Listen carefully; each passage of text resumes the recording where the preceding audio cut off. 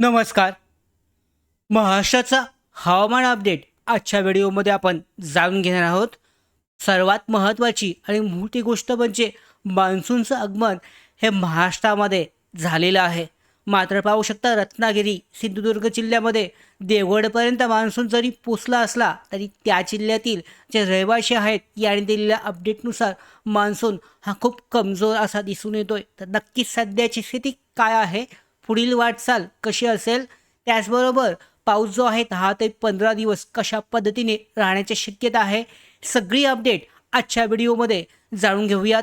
तत्पूर्वी नवीन असाल महाराष्ट्राचं हवामान अपडेट या यूट्यूब चॅनलवर तर आत्ताच सबस्क्राईब करून घ्या.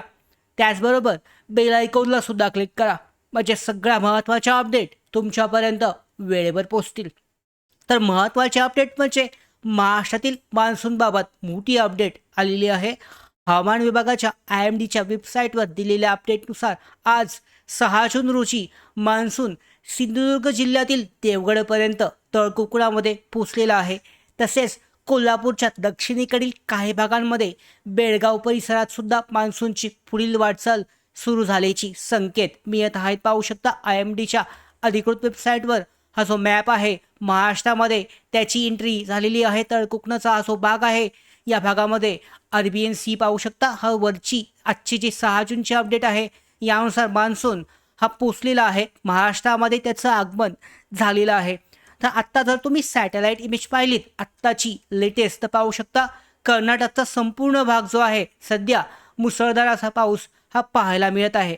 त्याच्यानंतर ना चिपळूण असेल, पुणे भागामध्ये पावसाचे ढग दिसत आहेत. मात्र वरचा भाग जो आहे इतका जोरदार असा पाऊस हा दिसत नाही आहे. खूपच हलक्या स्वरूपाचा पाऊस या भागामध्ये पाहायला मिळतोय.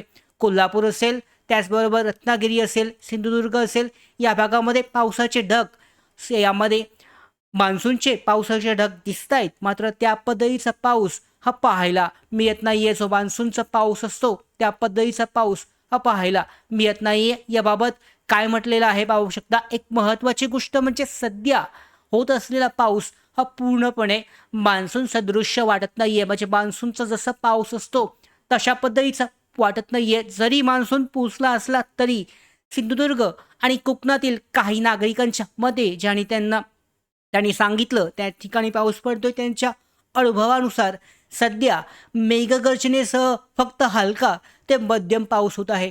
पण सतत कोसळणारा जो मान्सूनचा पाऊस कोकणामध्ये सुरू होतो सुरुवातीला, तो पाऊस अद्यापही त्यांना दिसून आलेला नाही आहे. तशा पद्धतीचा पाऊस अद्यापही पाहायला मिळत नाही आहे जो सुरुवातीला पडतो. आणि यामागचं मुख्य कारण म्हणजे वातावरणाच्या वरच्या स्तरावर पश्चिमेकडून जी येणारे वारे आहेत हे अपेक्षित प्रमाणात सक्रिय नसल्यामुळे मान्सूनची प्रणाली ही पूर्ण ताकदीने कार्यरत नाही आहे. सध्या ती एवढी ताकदवर दिसत नाही आहे. तर पुढील काही दिवसांचा अंदाज पाहिला तर यामध्ये मॉडेलनुसार सुद्धा ज्या ठिकाणी मॉडेल पाऊस दाखवत आहेत त्या ठिकाणी सुद्धा तो कमी पाहायला मिळतोय.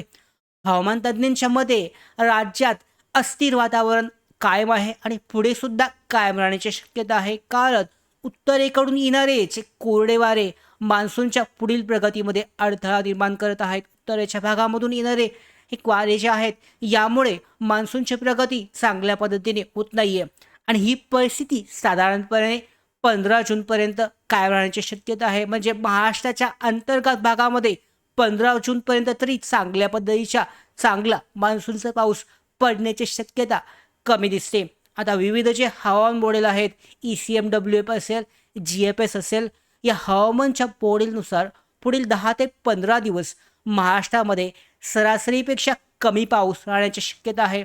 मात्र यावेळेला दक्षिण महाराष्ट्र आणि कोकणातील काही भागांमध्ये अधूनमधून पावसाच्या सरी सुरू राहतील. तर सगळ्यात महत्त्वाची गोष्ट म्हणजे अजून 10 ते 15 दिवस म्हणजे जवळजवळ 20 तारखेपर्यंत तरी चांगल्या पद्धतीचा जोरदार असा पाऊस जो आहे हा महाराष्ट्रामध्ये पाहायला भेटणार नाही आहे, मिळणार नाही आहे. महत्त्वाची गोष्ट म्हणजे काही भाग या दिवसांमध्ये सुद्धा कोरडे ऊन पावसाच्या खेळामध्ये अडकलेले दिसून येतील. तर याबाबत पाहू शकता उद्याचा जो अंदाज दिसतोय उद्या 7 जून, तर इथे सुद्धा हलका ते मध्यम स्वरूपाचा पाऊस. जरी मान्सूनची प्रगती पुढे जरी झाली कोल्हापूरच्या या भागामधून हा जो वरचा भाग आहे चिपळूणपर्यंत जरी पोचली कोकणामध्ये, तर या भागामध्ये जरी पोचली तरी सुद्धा हा जो पाऊस आहे हलका ते मध्यम स्वरूपाचा पाहायला मिळतोय. जास्त जोरदार पावसाच्या सरी मान्सूनचा जो पाऊस असतो त्या पद्धतीने पाहायला या मिळत नाही आहेत. सॅटेलाईट इमेजमध्ये सुद्धा पाहू शकता रत्नागिरीच्या दक्षिण भागामध्ये, सिंधुदुर्गमध्ये, तसेच सातारा, पुणे, अहिल्यानगर आणि नाशिकच्या काही भागांमध्ये आपण वरती पाहिलं ढगांची निर्मिती दिसून येते. मात्र या ढगांची व्याप्ती खूप मोठी नाही आहे, त्यामुळे पाऊससुद्धा काही भागांमध्ये थोडाफार पडतोय. त्याच्या बाजूच्या भागामध्ये पूर्णपणे कोरडा, काहीच पाऊस नाही आहे, ऊन पडले अशा पद्धतीची स्थिती ही पाहायला मिळते. उद्याचा पावसाचा अंदाज पाहिला तर या पद्धतीने मान्सूनची पुढची प्रगती झाल्यामुळे सिंधुदुर्ग आणि गोव्यात काही ठिकाणी मुसळधार पावसाची शक्यता आहे. त्याचबरोबर रत्नागिरी असेल, कोल्हापूर असेल, सांगली, सातारा, सोलापूर, धाराशिव या जिल्ह्यांमध्ये मेघगर्जनेसह मध्यम ते जोरदार पाऊस होऊ शकतो. याचवेळी विदर्भातील गोंदिया असेल, भंडारा, गडचिरोली आणि चंद्रपूर या जिल्ह्यांमध्ये स्थानिक ढगांची निर्मिती झाली तरच पावसाची शक्यता आहे.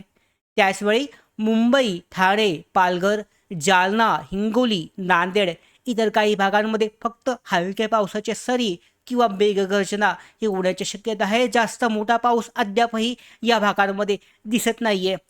हवामान विभागानं पुणे घाटमाता, सातारा घाटमाता, रत्नागिरी आणि सिंधुदुर्ग जिल्ह्यांसाठी मुसळधार पावसाचा इशारा दिला आहे, परंतु तो स्थानिक स्वरूपाचा राहील.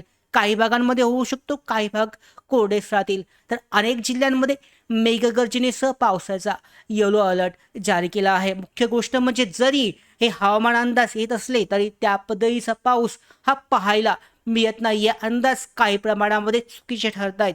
तर शेतकरी बांधवांसाठी महत्त्वाची सूचना म्हणजे पेरणीचा निर्णय घेण्यापूर्वी कृषी विभाग आणि हवामान विभागाच्या अधिकृत अपडेट नक्की चेक करा. कारण पुढील काही दिवस पाऊस हा अनिश्चितता म्हणजे कमी जास्त किंवा येणार नाही किंवा येईल अशा पद्धतीचा राहण्याची शक्यता सगळ्यात जास्त आहे. तुमच्या भागात आज किंवा उद्या पाऊस झाला असेल तर कमेंट बॉक्समध्ये नक्की कळवा. त्याचबरोबर अशाच हवामानाच्या ताज्या अपडेट मिळवण्यासाठी महाराष्ट्राचा हवामान अपडेट या यूट्यूब चॅनलला सबस्क्राईब करायला विसरू नका. धन्यवाद.